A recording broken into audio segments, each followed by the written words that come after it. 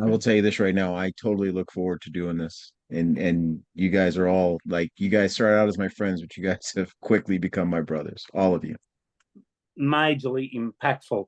This morning's meeting and the subject, I think it's been probably one of the most powerful, get-togethers we've had for me.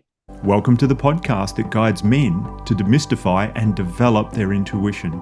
I'm your host, Doug Beitz. Let's dig into the science and expand your horizons. Something I didn't do last week, and a couple of weeks ago, was on our last call, and I apologize to you, Trunnis, over that. Usually when someone comes on for the first time, I get them to just do a 2-minute introduction on who they are. So Trunnis, I might get you to go first, if you would, just quickly, real quick, who you are, where you live, etc. And then Alan, if you want to just do a real quickie after that, and we'll Sure. get on with it. All right. Well, thank you again for having me. I absolutely enjoy it. I really do. My name is Trunnis Goggins. I am an educator and an author in Indiana. Shoot, wrong city. Asheville, North Carolina, USA. I lived in Indianapolis for a while. I don't want to live there again. But yeah, so I live in Asheville, North Carolina, USA.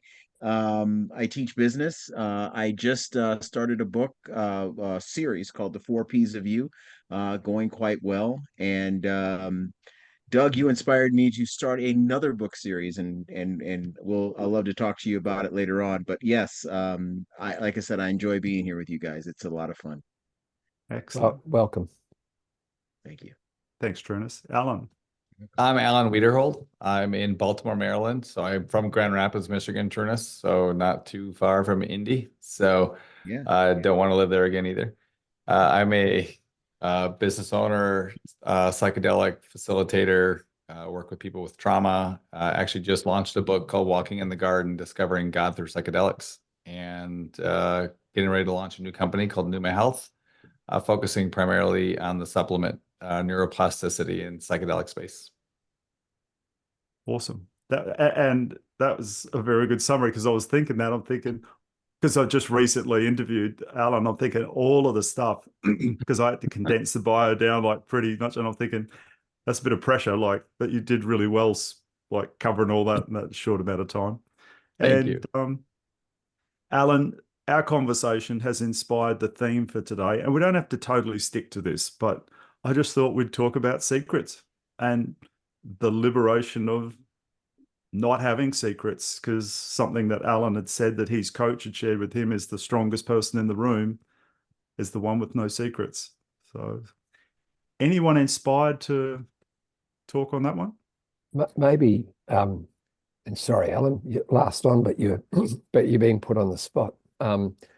What I think I've got an understanding of what that expression means. The strongest person in the room has no secrets, but I'd like to hear from you to check my thinking, if that's possible. Absolutely. So the expression actually is the most powerful room. The most powerful man is the one with no secrets.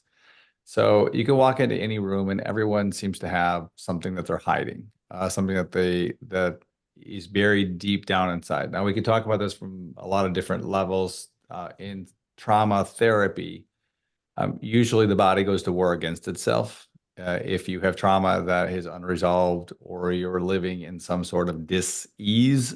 So the journey that I have been on, I built a large 8-figure business, and was molested when I was young and never told anybody. So it affected every area of my life, my marriage. I had a son who, living in Baltimore City, became addicted to drugs because I wasn't there. I mean, I honestly wasn't. So as I began to uncover all of my trauma and to be able to really just 100% with confidence and with empathy, be able to say, here is my life. I have no secrets. In fact, my book, I share all of my trauma, very open about it. But now what I have found is that when I share those stories, it empowers other men to be able to share their stories.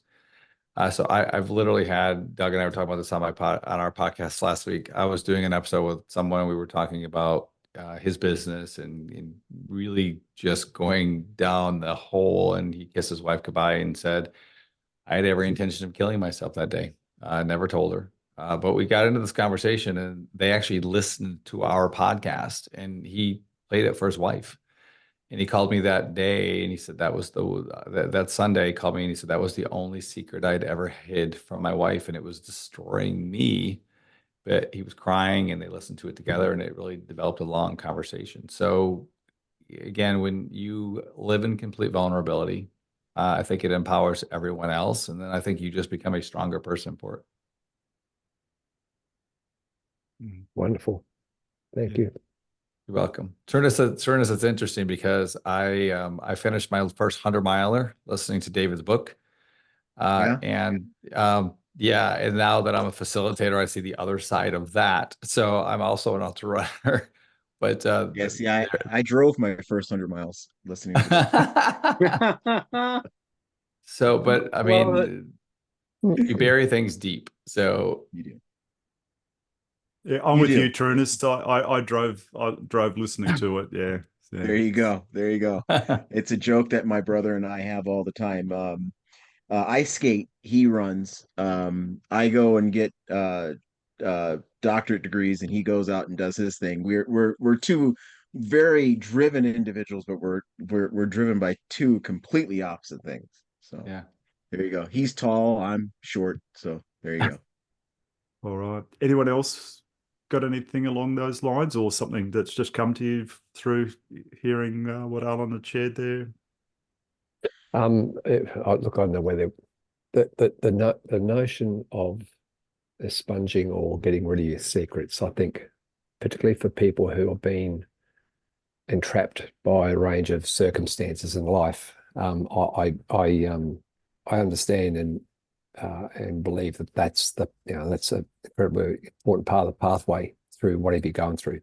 I am, though, interested in the daily application of that philosophy in a family situation or a working situation, and the term white lies comes to me now, and I've probably used one or two in my own life. When you end up deciding that to tell someone detail or the truth on something, you're going to do them more harm than good. Now, I'm certainly not sitting here advocating that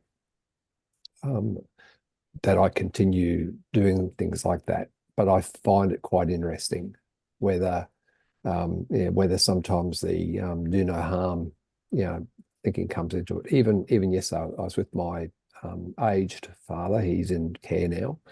And he's a wonderful man, but there are certain things that upset him. And I'm thinking, well, he's 91. He's lived an incredibly good life, helped so many people. He was a forensic document examiner in policing. So he was the guy who worked out who was writing the threatening letters or fraud, bank fraud, all those things. But these days I find myself, because there are things that, and particularly, he lost his wife and I lost my mum 20 years ago. So he's had that part of his journey where he's didn't get to enjoy the later part of his year with his life partner. So there are things that really upset him, and not upset him as in anger, just emotionally upset, and things that are probably never going to be able to be reconciled from here through till when he passes. So I'm a bit careful about what I choose to say, particularly if it's something that's a little bit it's got a little bit of history around it, whether it be family matters, whether it be whatever. I don't know, and I'm happy to hear from anyone here if there's any strategy I could consider, or whether I've just got to continue being mindful of what for him is the greater good. I don't know. So I mean, so we have a philosophy. It's called real, raw, relevant. So it has to be relevant. I mean, it's one thing to just go fly off the handle and be 100% open, honest about everything, but What's the purpose in those situations? So you have to be mindful too of what's the relevancy of what you're trying to say. I mean, you could walk into anywhere and just start being completely raw. David does it all the time, but it's not always relevant. So I mean, at times I think it does more harm than good. So you really just have to kind of know the situation. That's a really good point. Real, That is a raw, very good point. I love that. Yeah. You know, we come from a culture, and it's funny that, speaking of David, his book was so out there because we come from, and this is not just the house that I lived in, this goes back to my grandparents and my grandparents' Mm. grandparents, where it's like, whatever happens in this house stays in this house. And I don't know if anyone else has had that before. So it's almost okay. So I got everybody shaking their head. Good. It's not just a, uh, you know, but it's very hard to share secrets. I think it's almost to the point to where even Doug, when you brought that up today, it kind of like, whoa, oh man, I'm gonna be, I don't know, man, secrets, and so Andrew's laughing, so he was probably the same way, right? And it was like, and so when you explain it, it makes a lot more sense, Alan. And I'm with Philip. Yes, that was it real, raw, and relevant. I like that. I think I'll So, just I go mean, that was head actually along. something that yeah, Doug and I talked about that too. No one needs to know our business. So when you leave this house, what stays in this house? I mean, it's yeah. And I was drilled into that my whole life too. So no one needs to know your business. So and that's not necessarily the healthiest thing. And Doug, I think you had similar comment Oh, about yeah. your mom. Oh, yeah. It just prefaced everything with don't tell your father, don't tell your wife, don't tell your brother, don't tell your sister. Like, and I was just like, why? And occasionally it would be something pretty raw, but often it was nothing. And I'm like, it was habitual for her to say, to end a sentence with that. And it was like, oh, why? I'd come home and tell my wife, and I'd say, Mum said that, and she said, don't say it. And we'd both roll our eyes and go, why would you say that? I think Doug, part of that, because I've seen this and lived it, where the need to avoid conflict by any means, as opposed to trying to move through the issue, get people to be part of it, and hopefully on the other side of it, be in a better place. And there's no secrets then being, held.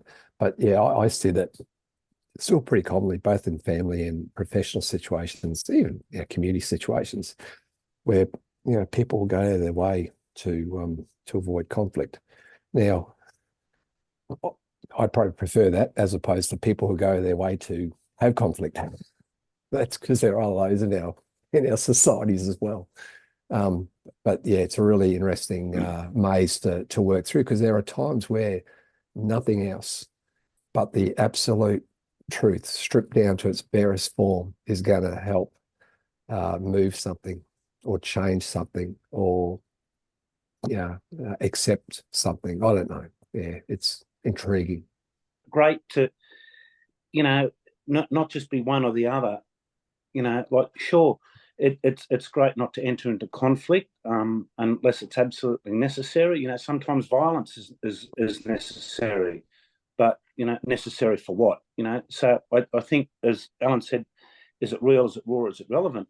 I think it's fantastic to have something that just on auto, to remind yourself of, do I need to go that way, or do I need to go this way?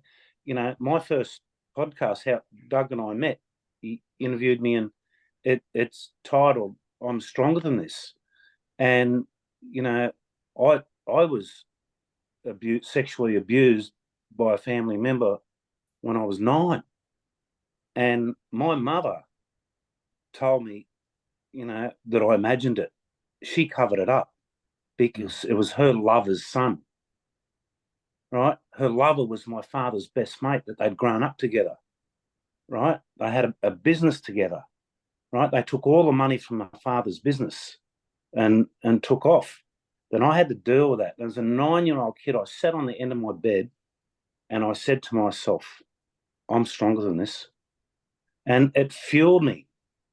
That that stuff fueled me. So I had to live with that inside me because Dad carried a loaded 303 in the wardrobe.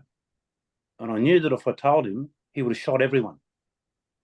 And so I didn't want to lose my dad. I didn't want to lose my family. So, secrets, does it help? I feel liberated. I'm a triple world record holder now because of it. I wouldn't have been if that hadn't happened. That fueled me, to be who I am today. When it comes to conflict, I take no shit and I take no prisoners. And so if something is not right, like Julian Assange, I celebrate the fact that he's free after yesterday. I celebrate the fact that all he did wrong by other people's standards was to tell the truth. So no secrets, I applaud it. 100% I applaud it. But yes, I would remind myself all the time, as Alan said, and I think, Alan, that's wonderful. Is it real? I've written it down. Is it real? Is it raw? Is it relevant? 100%. Mate, beautifully said. Thank you. Philip, thank you for what you just shared with us. Yeah. Thank you very much, Philip. Yeah. Thank you. Wow.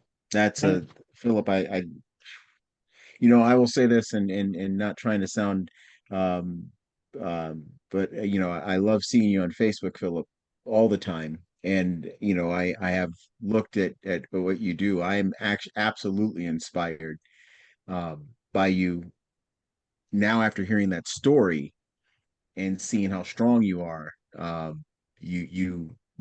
you are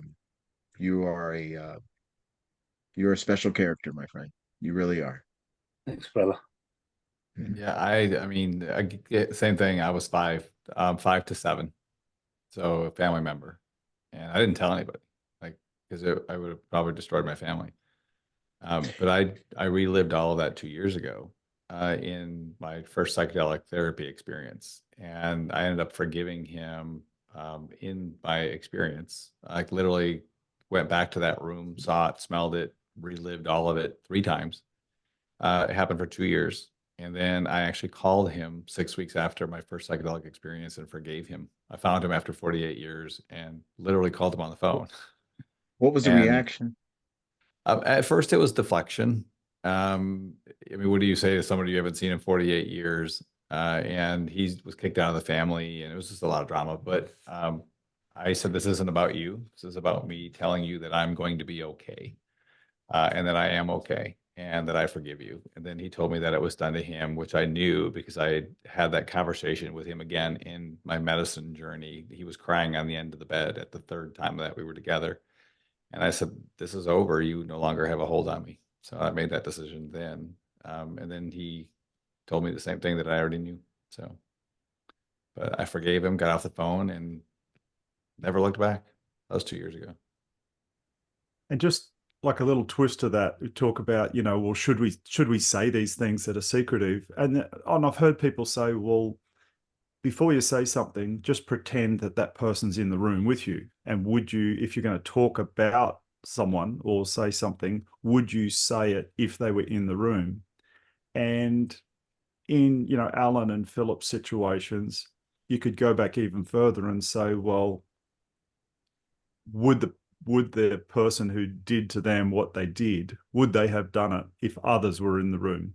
Like that wouldn't have occurred. So we wouldn't, some of the things that we keep secretive, that because we wouldn't say it if the person we were talking about was in the room, so that therefore our actions would change, and we wouldn't say that. But also, if there were others in the room, we wouldn't do certain things. And so maybe it's also well, would I say this if that person was in the room, or would I do this as well? Like going back to those our deeds, the things that we do in life. And yeah. And I'm just going to let Toussaint's coming into the room. Any further comments there on that one? No, I mean, I think really when you live in authenticity, and you live by real, raw, relevant, naturally you're going to know what to do, what to say. I mean, again, my employees know everything there is to know about my life, which is an interesting concept because I think a lot of problems that companies have today is that kind of like my dad when I was little. When you leave this house, you represent me, but he never really told me who he was. I used to say the same thing to my son. I never told him who I was. Same thing with my employees. Like you can tell them all the things you want about the company, but if they don't know who you are, they're really not going to follow your vision. So to put yourself on a show and to be able to talk about all of your stuff every week and have your employees listen to it, it's kind of the same thing. I mean, what are you going to say to that person if they're in the room? There is nothing in my life right now that is secret. And some people respond, they're like, well, you're in a fishbowl. Well, I chose to put myself there because it empowers other people to be able to share their stories. Yeah, cool. Welcome, Toussaint. We're just our theme for the day is talk in general, talking about secrets and how empowered we can be when we don't have them and we share things. So, yeah. Interesting. Like that. Yeah. I think, it's really important to put things in context. You know what I mean? Like,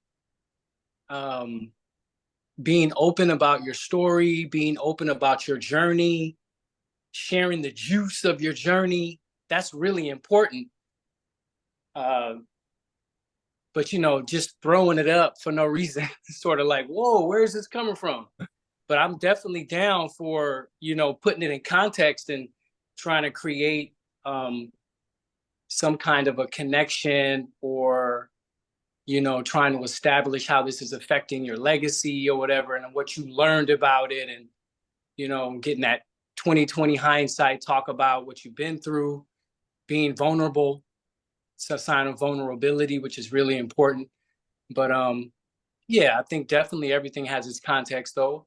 You know what I mean? Like, what's the intention behind somebody sharing something, storytelling, things like that. I think it's very important to talk story, but I also think it's just important to create the proper context so people can sort of like receive it. You know what I mean? Beautifully said. Yeah. And Toussaint, that aligns somewhat to the discussion that's occurred already. You said the word context, which to me links to that the third word within that, real, raw, relevancy. Well, for me, context fits into relevancy. So it's almost like you've been listening to this discussion before you came on, which is good. Yeah, you tuned right in. Yeah, Doug, I think, and just listening to Toussaint there at the end, the way we go about responding or engaging with people around us, and maybe when you've got a sensitive sort of a thing, I find that I'm a different person now, and that the early version of me probably was more interested in thinking as I'm listening, but thinking how I'm going to rebut this or how I'm going to provide a different thing, where I give myself a lot more space to understand what's being said before I, by default, seek to rebut it. It takes a lot of effort and time to do that. But my experience has been that you get better outcomes. And I think if you're engaging, I do it, it works for me. If I engage well like that, then if there's a secret or a sensitive matter at play, I'm more likely to be able to manage it in a healthy way. And I've probably had a few examples now, or probably quite a few examples where, because I've taken that angle or that perspective or that approach to engaging with someone, without me trying to pull a secret out or get them to open up and tell me exactly what's happening for them, they do it themselves. Whether it's because they feel safe or listened to or whatever, I don't know. But it's that's something for me. It's not directly linked, Doug, but for me it's important in terms of this subject of secrets and how we in society grapples with it. You think it should be a pretty straightforward thing, but it's not. Even this whole Assange thing that's playing out now, it's such a bipolar perspective on it, where Yeah, where and I'm probably still forming my view of where I sit with it, but um, I am a pro let journalists do their work, because a journalist doing their work properly without bias, is, for me, underpins a democratic society. And So Richard Nixon would disagree with you. yeah, well, yeah, I know that's it, isn't it? I'm joking. I know. Yeah. Imagine that. Yeah, Richard Nixon probably would have said, "No, that's not it." Yeah, but Mhm. joking. Well, we just watched we hadn't watched it for a while, but we watched House of Cards again. House of Cards again, because there was nothing else of, of value to watch. And if that is not a show which demonstrates everything bad and evil about public life, I don't know what is. That's actually filmed here in Baltimore, House of Cards. Yeah, yeah. As is The Wire, which is my other favorite. Oh, here we go. I love this. I love this conversation. I actually had this conversation today that it's so blown out of proportion. Like that is not Baltimore. Okay, yeah. Well, and Yeah. I'm not judging. More importantly, No, I'm just yeah. how's the recovery from the bridge? So ironically, the Dolly, I think, left today. It really wasn't a big event here. I mean, I had more people texting me from other places. The only impact I've seen is about 40,000 more cars on the US highway that connects north and south. Yeah, That's really about it. Like it has had really no impact. And they're going to that's start good. rebuilding the bridge sometime 25 and it won't be redone until 28. Okay, so life goes on in the meantime. That's good. Correct. Yep. No, yeah, Andrew, you did say something that was kind of interesting. You were talking about the wire and your reaction. And Trunnis, you had kind of said something because a lot of the work I do, it's generational trauma. And I was talking to somebody, I had this big psychedelic event in Baltimore City. A lot of the community leaders came out and we started talking about like what is the way to get to the trauma that you see in impoverished areas. So, and a lot of that is generational. And a lot of the work I've been doing in the psychedelic space has actually been in genetics. So there's epigenetics where we've actually seen through trauma, repetitive, it eventually changes your DNA. So we've been trying to work on that. How do we bring the community back in? How do we treat them to get them out of that because you're putting them right back in? So you're kind of balancing the wire conversation with, generational trauma, and how do you do that? So it's been an interesting conversation. Yeah, and The Wire I've heard of it. It's not a show I've watched on that one, so I'm out of the loop on. Yeah, it's a gritty cop show. It really is. Yeah, and whether it's over, not that far. It's not that far off from West Baltimore. I mean, it really is. I just finished a book called Black Baltimore, and living here, I'm not from here, so I moved here in 2004. And when you see what was done intentionally to keep the Black population down, it's sickening. Like I drive down the city now, and I look at it differently because of what I know from this book, but it's just sickening. I mean, it was just commonplace back then. So. And even the show, how it tried to grapple with how do we handle this drug crisis, and some of the creative things that a couple of local officers took it upon themselves to do, which actually took it in a better direction, but wasn't deemed kosher by the political leadership. So, and because my role, I'm an executive in a large foreign emergency organization, so I'm right up against the the political interface. So I get to see how people with different agendas can sort of take your very simple solution or progress forward and complicate it. Well, and it's interesting because we had talked about right and wrong. And if you really think about right, wrong, good, bad, there really is no such thing, because those are just frames of someone else's frames. They change with political wind. They change with religion. I mean, there really is, you have to ask yourself, like, where is that coming from? Like, what is bad? And it kind of reframes the entire thought process of the conversation. So a lot of the work, again, I've talked to people that I've had a bad trip. What made it bad? Was it that you had something that you needed, not necessarily what you wanted? So you just kind of have to go back and reframe the thought process of what is right, wrong, good, bad. I It's do have a okay. secret though, that I'm going to share, and it's actually lighthearted. One of the greatest shows I ever watched in my entire life is a show out of Australia that I caught on Netflix called Glitch. Did you guys ever see that show? No, I'm No. writing it down. Was it Didn't You air in okay? Australia. was it an Australian It production? it is a total Australian show, Oh, and it's in Uriah. Am I saying that right? I forgot the town, but it's Uluru. Glitch. No, it's a small town in Australia. I'm Googling. I'll give you the premise. Someone does an experiment and brings people back, not zombies, but brings people back from the dead. And they talk about it's 18 episodes of just like total, just like jacked up. You're not going to know what happens. But it's a great show. It's called Glitch, and phenomenal show. It is completely Australian, but you need to So see it. look at that. And Rotten Tomatoes agrees.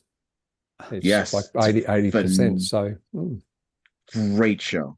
I couldn't stop. I will say this though, if you are it's not a show that you can binge watch because it kind of stresses you out watching it because you're just like so tense watching it but it's a phenomenal show. Great acting. It's Great still acting. on It's still on Netflix. yeah, it is Yes, too. it is. Yes. Okay. So you need to watch it. We'll have to check that one out. Yeah, Mhm. see how Aussie it really is. Was there kangaroos and koalas in it? There was. There you go. There was. Yeah. Yeah, I mean, but they were dead, but that's okay. They were there though. Okay. All So right. they're gonna tell me Crocodile Dundee wasn't real. Come on. No, it's real. But they did someone, I think they knew that this show was going to go international, and there is a Crocodile Dundee reference in the Oh show. my And I goodness. picked it up. So you will catch it. Yeah. Yeah. All right. Yeah. Of course. So I mean, he's real. He's just a normal guy. Mhm. We're- Absolutely. yeah. well, who are you talking about? Hogan? Paul No, Hogan, like yeah. Crocodile Dundee, like 3 or 4 of my neighbors are just like that. Like, they're just, yeah. I thought you were say put he's just a normal guy, as in Paul Hogan, Yeah. with some tax problems, which I think would be dealt with. The actual for Glitch, it says 7 people return from the dead with no memory and attempt to unveil what brought them to the grave in the first place. Yeah, I can understand why they could use that plot to make it a very Totally just wow. Yeah, it's a great show. It is a great show. And there are some circumstances that come about that it's just a great show. It's like whoever wrote it really thought that through. well. So Trunnis, you got me. I'm going to get on my whether my wife will tolerate it or not. As Doug knows, my darling wife is a very how would you call it, more traditional, analytical, that sort of a bit more black and white than I am. So anything sci-fi, I've really got to kind of wedge her in to get her to it's got a watch it. lot of, if she likes that, there's a lot of drama in it. Let's put it that way. I kind of feel like It's the a lot rest of the world drama. has better shows than we have anyway. So Yeah, and they know when to end them. yeah. They don't go like 15 years. They're done in like, here's the story, we're done, let's move on. So what else on secrets do we need to?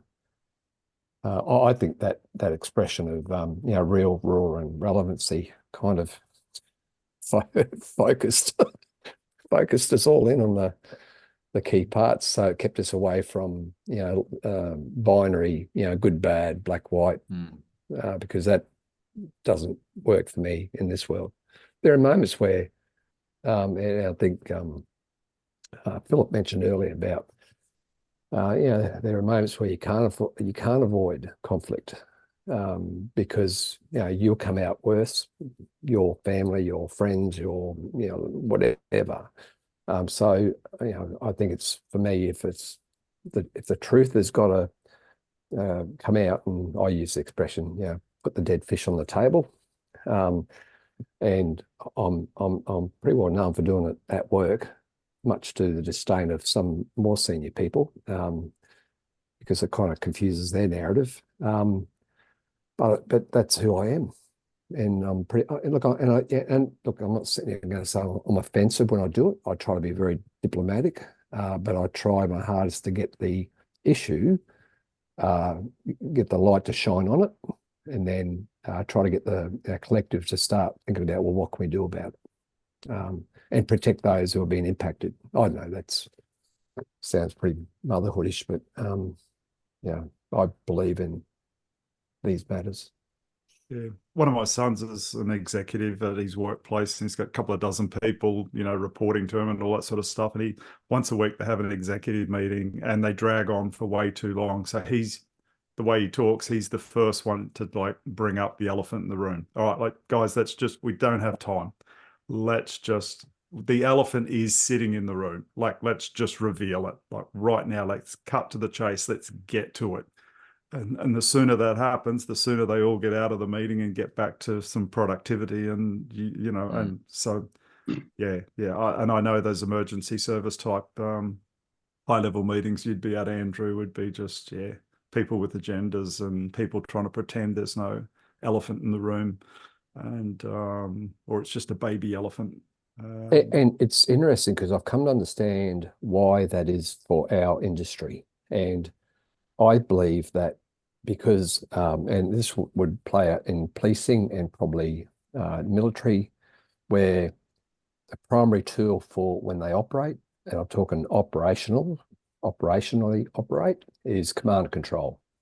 And of course, what ends up happening is that command and control ethos finds its way into, back of house meetings where, if the chair wants to shut something down because they don't want to entertain something, or they think that by getting the truth out on the table to start working on it is going to embarrass, a senior person or a minister or whatever, or secretary of a department in your speak, they'll shut it down. And whereas I advocate, I say, command and control's got a place, but it's normally at a local incident where, something bad has happened and we're trying to help community members or a family or something. That's where command and control should live, not up in the, bloody higher echelons of where public policy is developed and embraced. Yeah, it's really quite interesting because everyone who generally ends up in senior roles, they've all come through that pathway where they've had it kind of banged into them. Command and control. Don't including don't challenge the order, or It's interesting. I'm digressing a bit. I'm sorry. No, Did you guys ever read the, I don't know if you call it a parable or what, but the emperor has no clothes? Yeah. Yeah. Beautiful. That is exactly what happens if that's the raw relevant. That's where that comes in right there. Mm-hmm. Because, a lot of people don't, because of authority, they're afraid to tell the truth, and they want to keep a secret. And as a result, they're making a fool out of in this case, they made a fool out of the emperor. But in the other case, if you're doing that, you're not telling the truth. You're making a fool out of, the entire organization. You're making a fool out of your family. And just to take that a bit further, I think I've been there a few times where that scenario is playing out, and I find myself looking around the room to see whether there's other people who are either tilting their head like a puppy dog because they're not getting it either. Why a leader is trying to portray something as being true when it's not, and that's probably near the moments that I end up probably.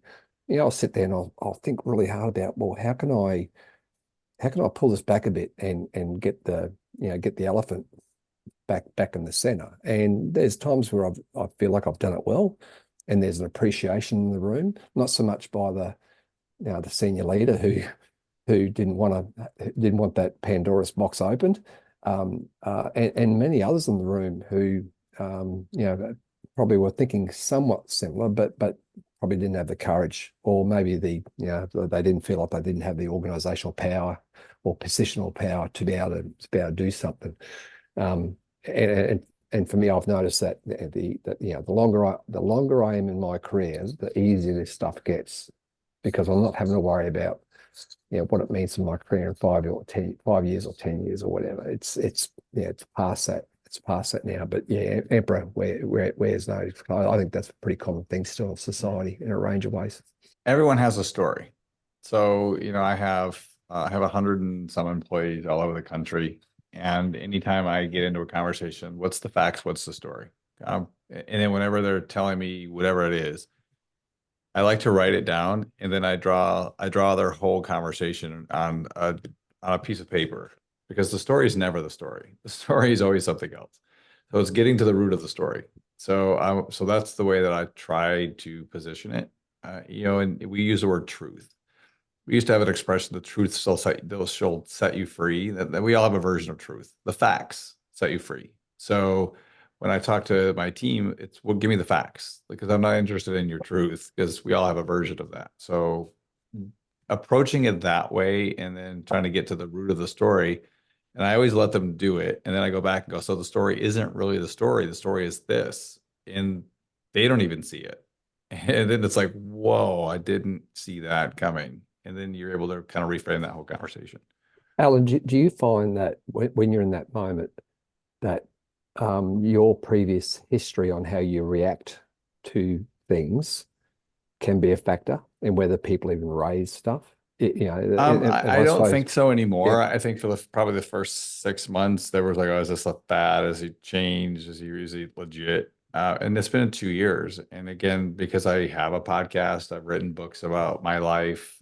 I'm not exaggerating. My employees know exactly everything there is to know about me. But what I found is that they're able to embrace and connect to me as a human, not as a boss. So, and I don't even allow people to call me boss, owner. I mean, I'm just 5 steps ahead of them. I mean, that's really all it is. They just bought into my vision. So, And for me, going back to good old intuition, it plays into these sort of things. So when we're having conversations, and there's times, I'm sure we've all had it, where we're talking with someone and we're thinking, they tell them the truth, and back to Alan's 3 words there, is it real, raw, or relevant? Should we confront them or not? And so intuitively, hopefully we know that, yeah, I'll let this one go. Let this one slide through to the we call it the keeper. You guys call it the catcher. Our wicket keeper in cricket, your baseball catcher. Let it slide through. And then there's other times where it's, no, we've got to hit this one out of the park. It's this is not gonna, like, intuitively, I know this is not the truth. I know you're hedging around something, and this is going to mislead a lot of people for a long time. We've got to pull this one up quickly. Like Andrew said, we've got to get the elephant back to the middle of the room. We're not pushing the elephant out the side door. And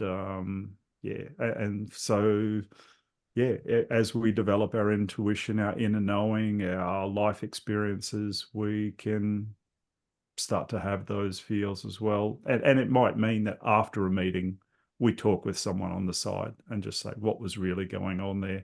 Or we confront it. We intuitively know we're going to confront it now in front of everybody, because we need the agreement of everyone, or the empowerment of everyone to get past this or whatever. Yeah. So that's, for me, the importance of that inner gut feel, that inner knowing, or something just, synchronistically, you experienced in the last couple of days, and now there's another part of the synchronicities just occurred in this discussion that can reveal things as well too.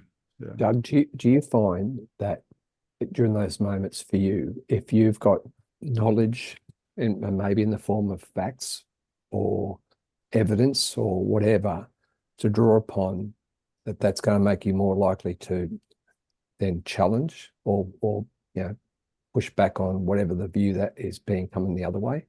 Because I find that if I'm not really clear in my mind about that, that's when I'll probably sit silent and I'll probably go do some homework and then come back. And when I'm really clear about what my position is on this, and I'm ready to challenge a view which I think is flawed, then I'll do it then.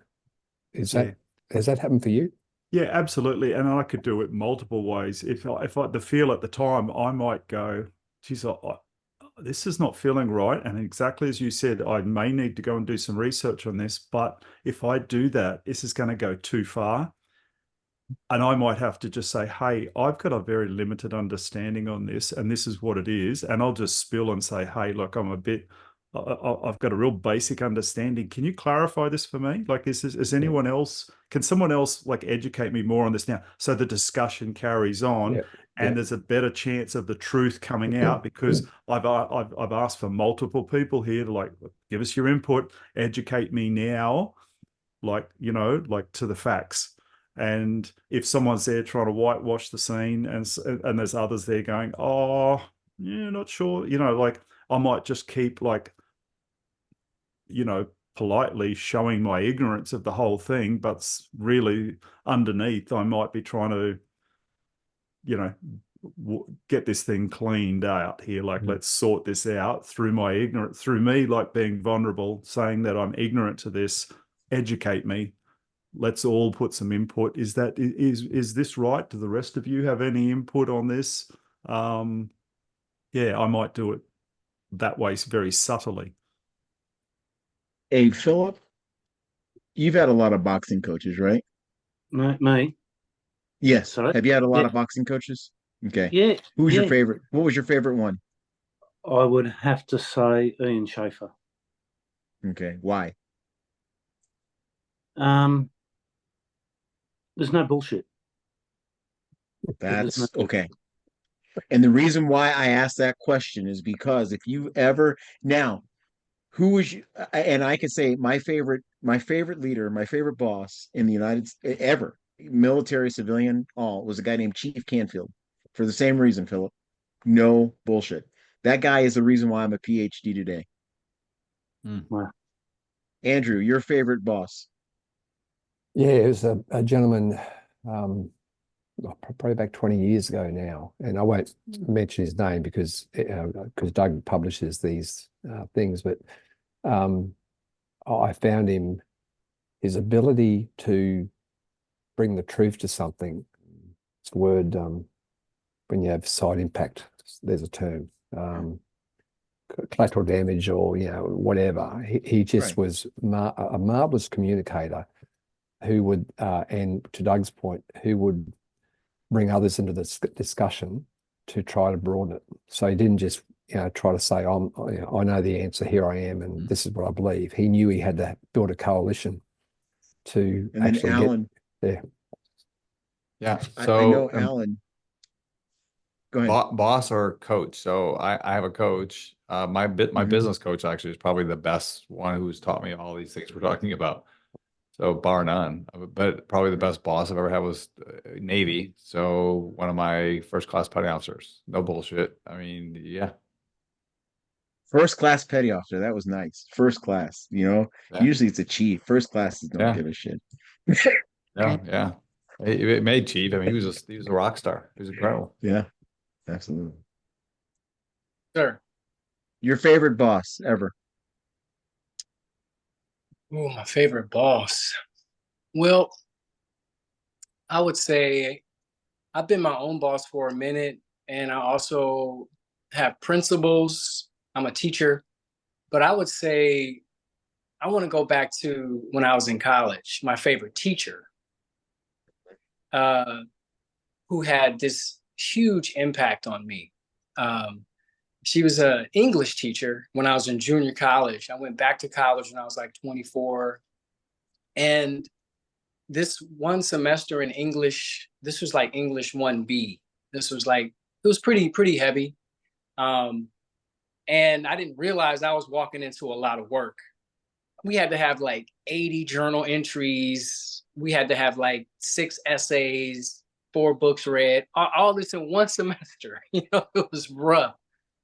And I was just like, man, and she was just a no nonsense sister. Like, Miss Jackson was serious, and she really helped me embrace the power of satire and irony.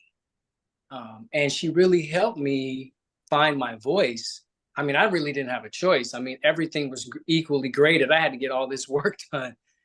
And she was just no nonsense, so serious. I mean, we studied Mark Twain, we studied Jonathan Swift, all these different people. And yeah, I ended up with a B, like a B minus in her class, but that was the best B minus I ever got. And from there, I went on to become a creative writing and spoken word artist. I became a journalist. I wrote my first book of poetry like the following year. Yeah, I had a good 6-year run because of that class, you know, and I carried it with me. And then I started teaching writing and poetry around 2000. So it was just like my experience with her, it was just, she was just no nonsense. She was like, let's get to it, you know, straight up, let's go. And so I just really appreciated her no filter. She didn't have a filter, you know, no bullshit. So Alan, and Doug started out, Alan, your theme, it's funny that everybody in here, you know, I guess, even though we started out, like when Doug said secrets, Andrew and I were like, oh man, I don't know. But it's funny how we actually prefer as humans, we prefer no secrets. Because all of us, we prefer the truth. yeah. So exactly. the fourth I like that fourth better, word. Phil. That was better. The fourth word of that is results. What are you trying to get? So it's real, raw, relevant results. Like, what's the end goal of the first three? Because again, and that backs up what Andrew was saying. Exactly. About his dad.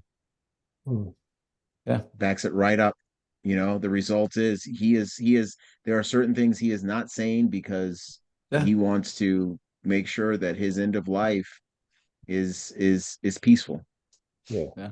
But I mean, that's the result. we're talking about, and it's funny because we're talking about employees, but you can have the same conversation about yourself. Like, why am I saying what I'm saying? Why am I saying it to my spouse? Why am I letting I mean, it happens every day in every interaction we have. Like, what's the end goal? And if you are telling yourself a story while you're having a conversation with your wife, 'cause I used to do this all the time. Like, I would only tell her what I wanted her to know, and that was it. And then we'd get angry, and then I'd have to go outside, and I'm like, well, yeah, she was right. So if I were just to say, why am I saying what I'm saying? What's my story? And when you start to have that conversation with yourself, you can reframe it pretty easy to be able to kind of get to what's the end result. What do I want out of this? I think to add to this, for me anyway, I keep very clear in my mind that seeking truth or seeking honor or honesty does have a price tag of some pain sometimes. And the earlier version of me would have used that reason to go around or under, whatever. But now I'm more likely to lean in to use that term, knowing it's going to be uncomfortable just for a bit. But funny enough, rarely as uncomfortable as you think it's going to be, because we, blow these things up in our mind way too far. Yeah, some short-term pain for some long-term gain. Yeah, I think truth is peace. That's how I look at it. And if I could rewrite, the subject, Doug, of the strongest person in the room is one with no secrets. For me personally, my strength comes from being honest with myself, and there's peace in being honest with myself. So in a group situation, if the group just sort of polishing the bullshit, rather than call them on all of that, I will remind them of values, values that I know are important to me. And hopefully when I'm reminding them of those values, so if it's okay, I'll give you a little scenario here. I was New South Wales president for a sporting organisation, and I sat on the board for the same sport nationally. And there was so much corruption going on, and trips abroad and using membership money that I wouldn't be a part of.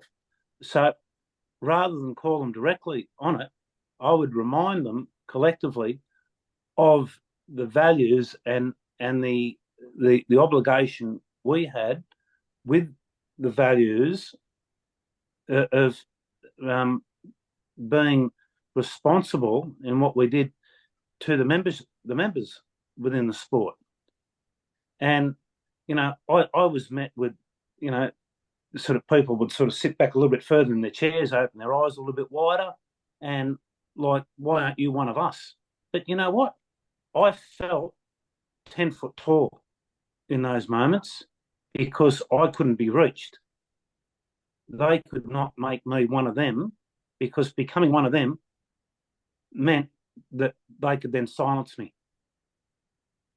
That there was a secret then to be that you're had. part of. Yeah. Yes. Now you're, yeah.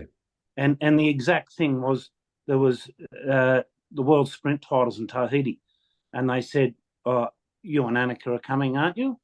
And I said, "No, I'm not competing." And they said, "Oh, you're still coming though, aren't you?" I said, "What? Why would I come?" And they said, "Oh, you and Annika can both come as timekeepers."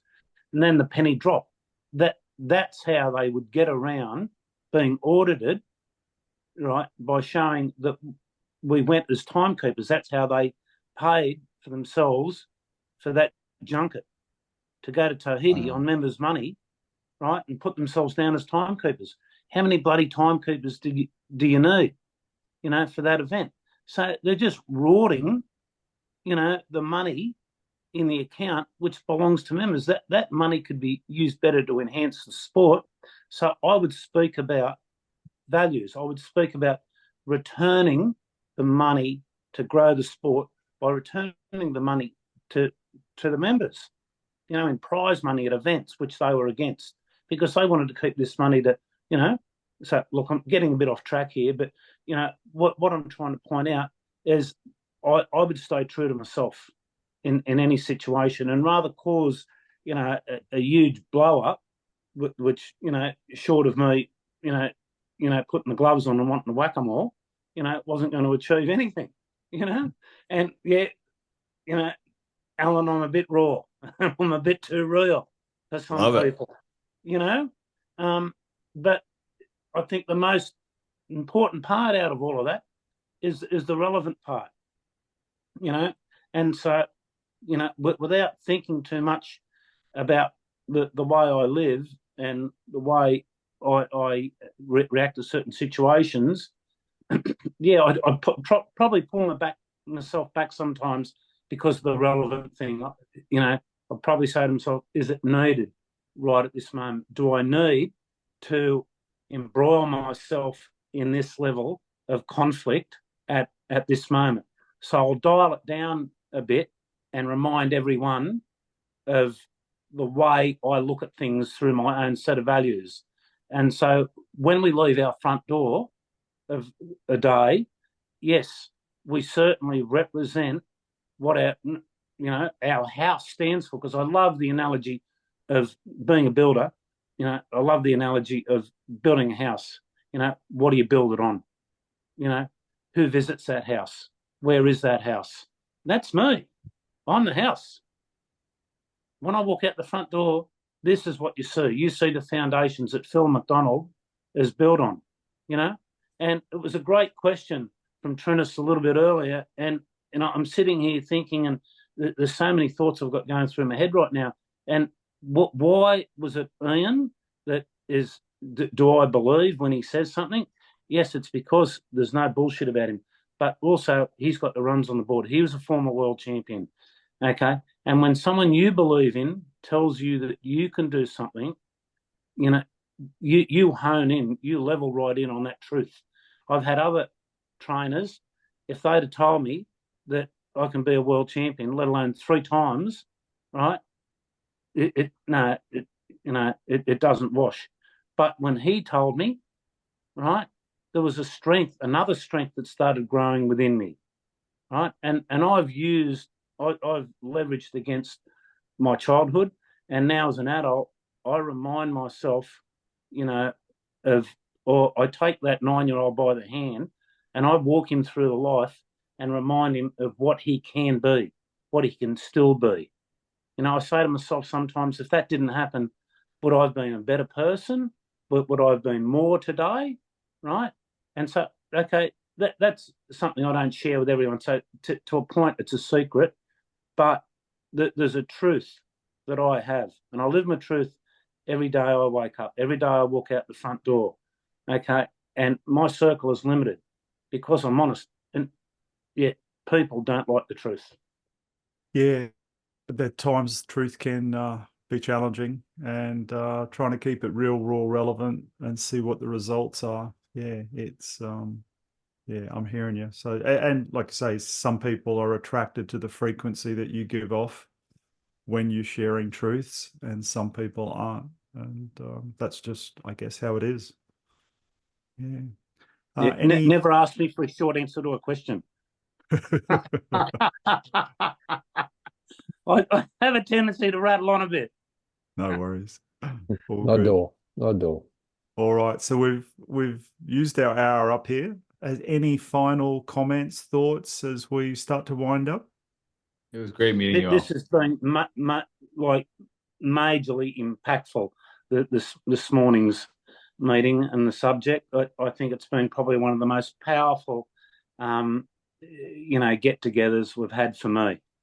I will tell you this right now. I totally look forward to doing this. And you guys are all you guys started out as my friends, but you guys have quickly become my brothers. All of you. I love you, Trunnis. Yeah. Love you too, bud. Right here, brother. Doug, final comment would be for me, and Philip triggered this, using your values.